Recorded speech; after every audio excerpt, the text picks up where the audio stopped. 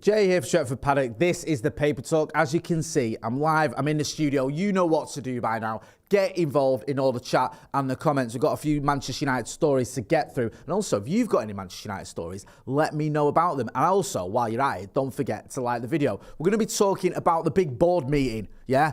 Board is being the operative word.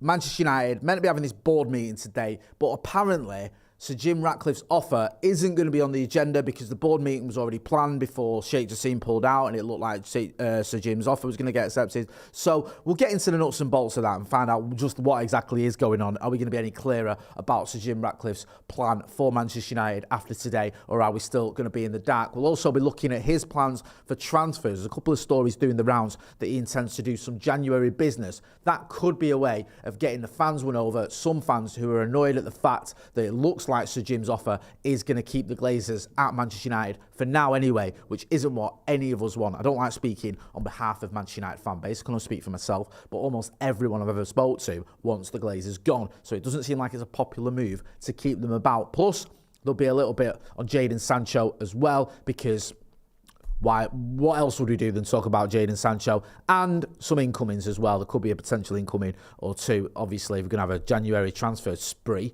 then we need to bring some players in. Otherwise, that doesn't make any sense. So hit that like button. Loads of people in the chat already. Patrick Barber, Brian Casey says, first things first, put football people in the football jobs. We need this club to be best in class again. I could not agree with that more. That has been the issue of Manchester United. Not just that the Glazers have taken out loads of money, which they have.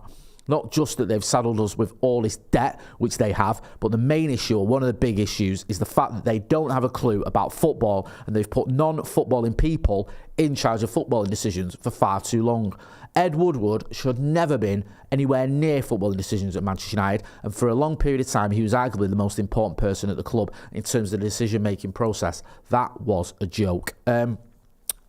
Peter Durich says we need money, not more debt. Stuart Thomas says, morning Jay and all you other United fans. Ross Murphy, morning. Kyle Nicholson, Ute Hube, Jacoya Trott. Stephanie Griffith says, big up Jay, morning legend. Dan United 94 says, Jay, you handsome devil, hit me with some fresh news. Brian Casey, morning Jay, you legend. Phil Berry, go on Jay lad. Santa Notch says, Jay of the morning to you. Jonas Loic says, protest must continue. Against Glazer protest. I'm not going to repeat all that because some of it might get me in trouble.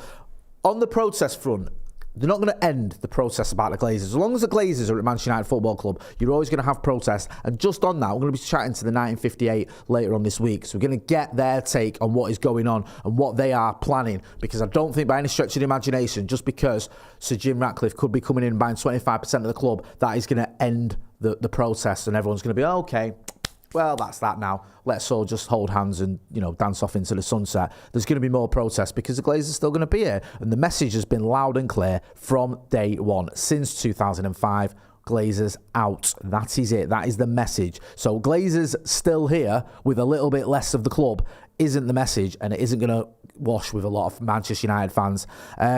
Andy G says, morning Jay, good Man United story. I was over a couple of weeks ago and asked for help getting items for my kids. Emailed the megastore and they put bits aside so I wouldn't miss out. That's good service. Yeah, I mean, it is, but I don't know if that's really going to make much of a difference to everyone else, but I'm glad your kids got what they were after. Chris Sports of all sorts says, isn't this takeover eventually going to turn into a full takeover? Eventually, I would hope so. Hit that like button, people. Come on, let's get to 200 likes. We've only got 35 at the moment. Dan United 94 says, Jay, mate, how do you take your coffee? I have it with milk and no sugar. I've had to cut down on the sugar. Doctor's orders. Let's talk about what's first on the agenda. Ratcliffe, right, addresses issue. So this is from, I think this is from Richard Jolly in the... is it the Independent, this one? Thank you, producer Ethan.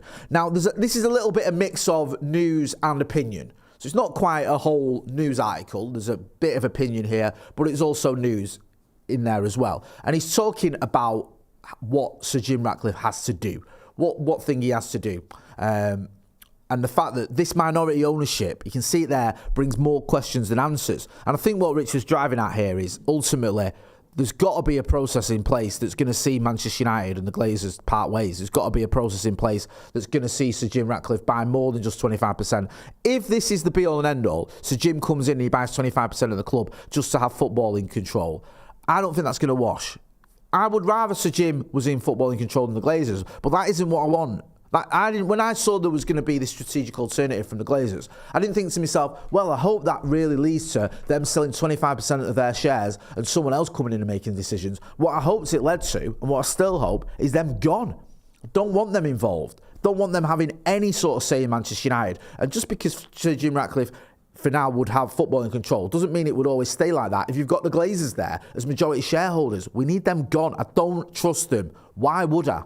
They told us in 2005 that they were going to come in and all this debt eventually would be gone. 18 years later, the needle's not moved. We're still in as much debt now as we were in 2005. Not in 2004 when we weren't in any debt, but when they came in and they took over with this leveraged buyout, where they used the assets of the club to get all these loans, plunged us into, 700 million quid's worth of debt or whatever it is, we're still in pretty much the same debt 18 years on.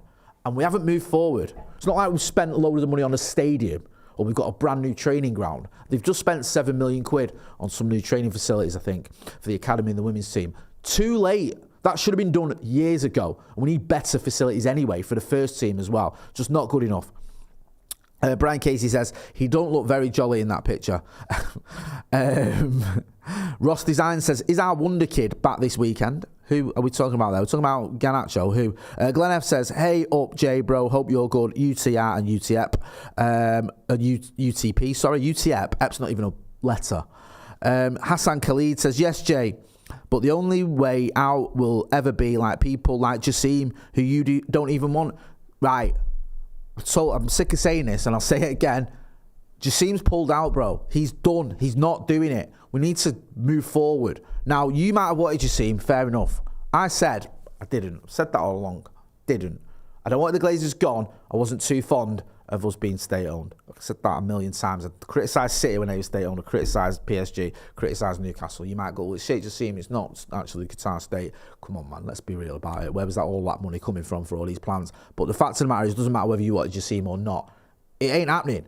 Everyone's reporting he has categorically pulled out. So we need to hold the new owners to foot to the fire. If Sir Jim Ratcliffe is going to take over at Manchester United, if he's going to have football in control, then I will be critical of him. I will be questioning his decisions. I will be calling him out when he does things I don't like. And I will still be pushing for the Glazers to go.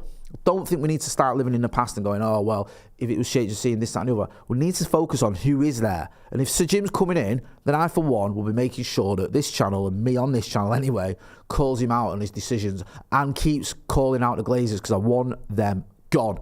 Get involved in the comments in the chat. Let me know what you think. Stuart Thomas says, has Jay forgotten us? Never. Dad United 94 says, Jay, if we all send 6 billion in super chats, can you become Sheikh Jay-Zim and buy the club, please? If you send me 6 billion on super chats, I ain't giving it to the Glazers. So, you know, I'll be spending 6 billion on my own little island, and all you lot can troll me. Right, let's talk about Sir Jim Ratcliffe's. One way he's going to win over the fans, apparently, is he's eager for signings. This story was in the ESPN yesterday, and it's been doing the rounds again today. I've seen it in the Manchester Evening News. I've seen it in the Mirror. So we've gone to the sort of source of this story. This was from the ESPN yesterday. It says, Sir Jim Ratcliffe is hoping to have his investment into Manchester United confirmed ahead of the January transfer window, but there remain concerns about what finances will be available to boost the squad, sources have told ESPN. Ratcliffe and his Ineos consortium are proposing a £1.35 billion deal to purchase a 25% share of the club and with it assume control of the sporting side of the business. Just on this, right, on this 25%, it's not clear to me, and get involved in the comments in the chat if you know this, what is going to happen with that what that 25% looks like, what that 1.3 or whatever it is billion looks like. Is that, how much of that is going to Glazers? How much of that is going to the other shareholders? Because apparently they were kicking off with Ratcliffe's original bid because it was only going to go towards the Glazer shares. And some of them were like pushing back saying we could take legal action here. How much of that is going to them? Will he issue new shares or will the club issue new shares? Will some of the money go directly to the club? Because they could do that. They could dilute everyone's shareholding and issue new shares, and that could be a way that Sir Jim buys some of this club. I don't know. I'm asking you guys. We might know more after today. I doubt it, though, because whilst it was looking like today was going to be the day for the board meeting, everything was be decided, we then heard reports over the last couple of days that actually this board meeting was planned, so they're not going to be able to put this on the agenda, or they don't want to put it on the agenda. So we're going to have to wait a few weeks to find out just how Sir Jim Ratcliffe's takeover, in inverted commas, looks like, or just what it looks like, sorry. But it isn't really a full takeover, is it? So I'm interested to see how it'll look and how much of this money would go towards the club and would go towards transfers, because that's what ESPN are asking, and they're saying he's got these plans for January. Well, if you have got plans for January, Jimbo, you need money to do that. And if we're going to go big in January, you're going to need at least, I don't know, pluck some figures out of the air, at least 100 million quid in it, to really do something worthwhile in January. Unless maybe you sell a couple of players, which we'll get to in a minute. Hit that like button, people. Let's get to 200 likes, please. Hassan Khalid says, let's be honest, I don't see the Glazers ever selling. They have nothing, in capitals, to lose. BMGDBFC says 3 investment groups of Class A shares and an equal amount from Class B shares from the Glazer siblings. Thank you for explaining that to me. Stephanie Griffith says another opportunist funding the original opportunist, in my opinion. Darren Cox says how much of that 1.5 billion pays off the club debt? These Glazer PRICKS, I don't swear in the mornings. Hey, don't do it. Burn the club with it. Now it's time to pay it off. He also says no new shares, thank you. That's BMG DBFC. Steve McGuinness says, Jay, you think SJR will meet with fans forums to get their say on issues? I hope so. I really do. That'd be a good move. It wouldn't be the be-all and end-all, right? This whole thing about owners meeting with fans, right? I've heard people slagging this idea off and saying, well, what difference does it make just because he's going to meet with the fans, or just because you have a dialogue with fans? Do you really think he'll listen to fans? That's not going to change anything. I think the optics of it looks good for starters. The fact you're actually willing to have a bit of a dialogue with fans, which is something the Glazers never were. So there's that element to it. I think it looks good. And it's not all about performative, though. It needs to be more than that. Also, you might actually get some concrete ideas from speaking to fans. Some easy wins. You might think, actually, that's a good idea. We could do that. We could have, I don't know. Let's just say fans spoke. You had a fans forum. The fans were saying, look, there needs to be a better method for, I don't know, interaction with fans when you're buying tickets or whatever. Just whatever. And you might go, okay, that's an easy win for me. I could do that. I can make it happen. So don't dismiss the idea of having a dialogue with fans.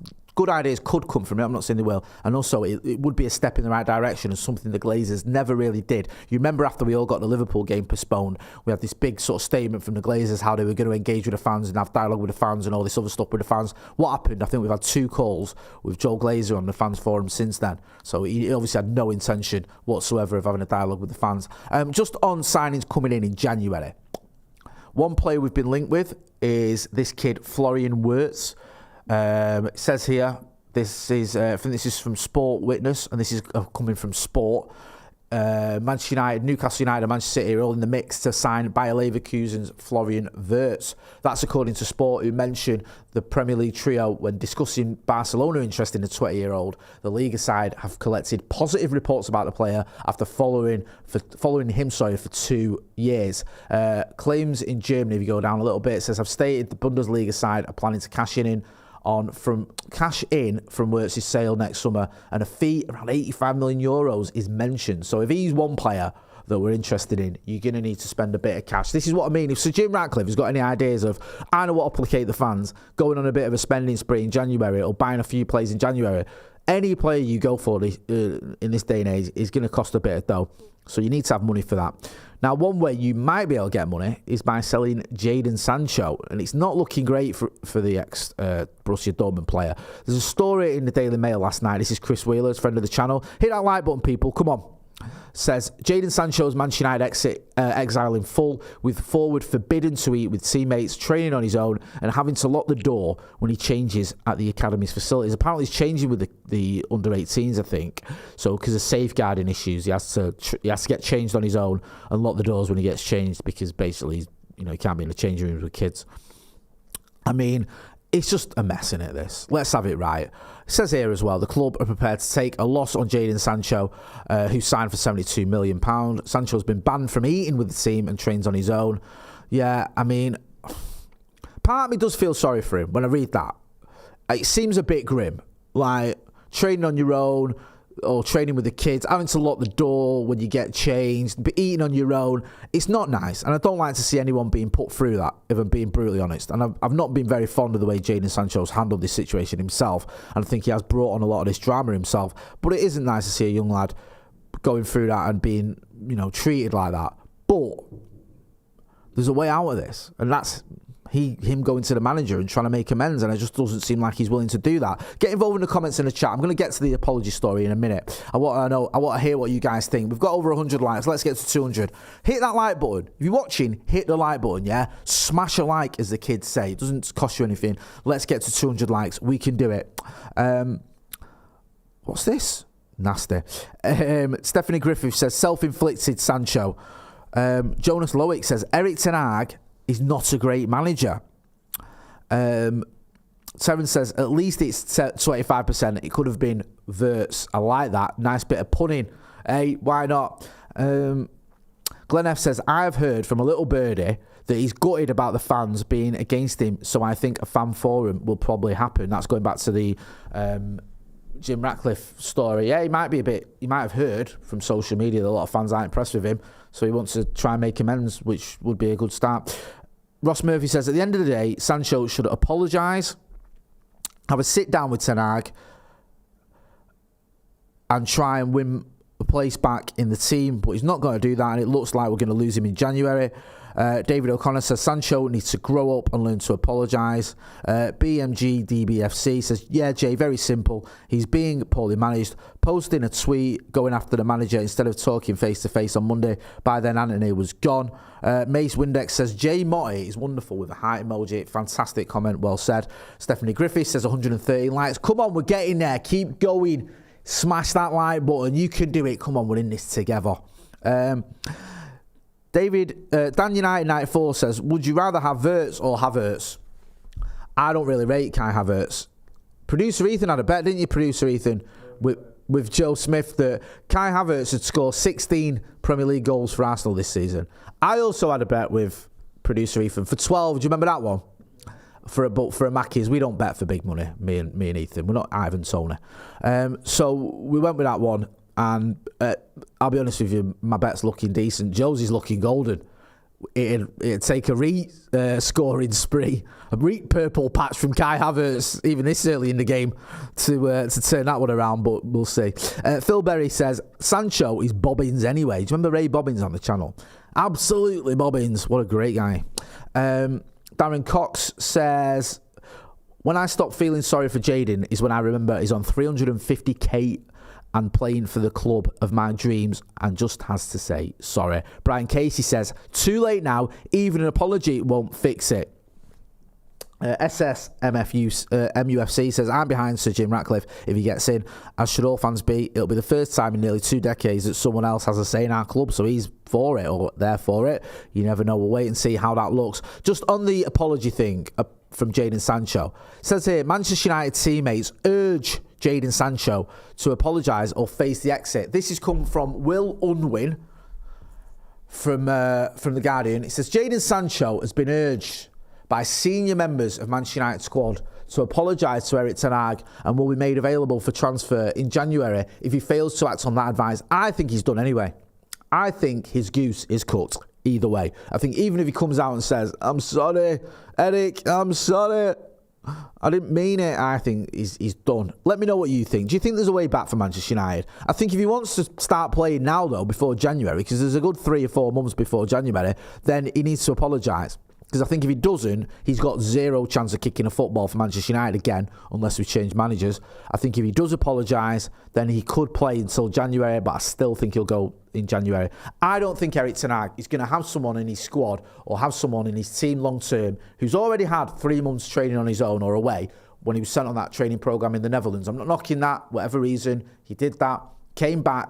Then we've had this other situation where he's been unavailable again. For what is it now? 6 weeks? Is it 2 months? I forget.